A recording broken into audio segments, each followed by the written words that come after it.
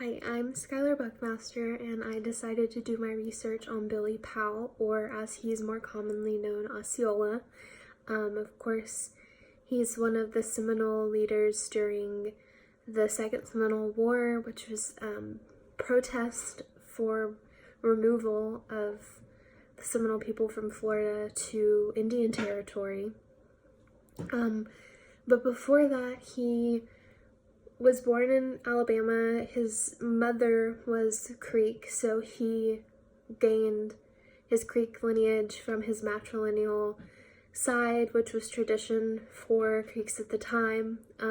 But after the Creek Wars and the Red Sticks, his family would flee to Florida because they were members of the Red Sticks, and they would help establish what became known as the Seminole people. And Osceola would become a fierce defender of his people, and he was very much in the belief that his people were free and that they should not be ruled unjustly by the U.S. government, which he felt was happening. At times they were banned from owning weapons, which he saw as on the same level of them being on the same level as slaves, because slaves weren't allowed to own weapons, and he was anti-enslavement of free people. So in his mind, his people were not only being enslaved, but being treated like slaves, and he would actually befriend this agent who was in charge of enforcing it, and the agent would go around the rules and get him guns, but Osceola would actually help lead a party to murder this agent, which essentially started the Second Seminole War, which was the last point of this resistance against the United States. He would eventually be captured and held in several different prisons, and the resource that I chose to use is actually a painting that was a famous painting by George Catlin.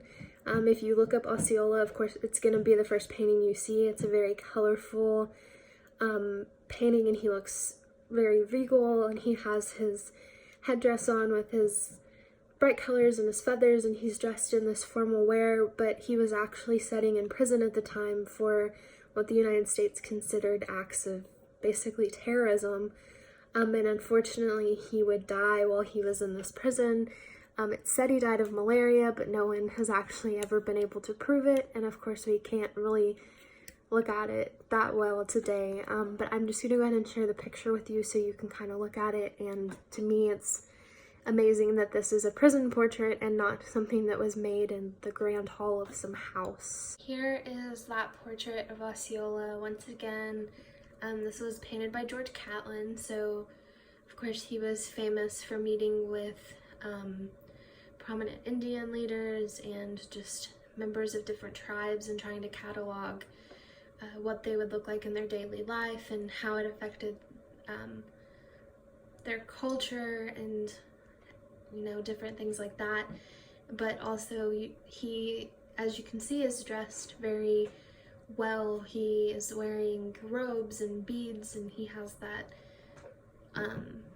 plumed headpiece on, but this was taken in prison. This wasn't like he was just sitting at home wearing this, or he wasn't in some place of power whenever he was wearing this. This is literally a prison portrait, and he would die not too long after this portrait was taken. So this is actually not only one of the best paintings of him, but it's one of his last.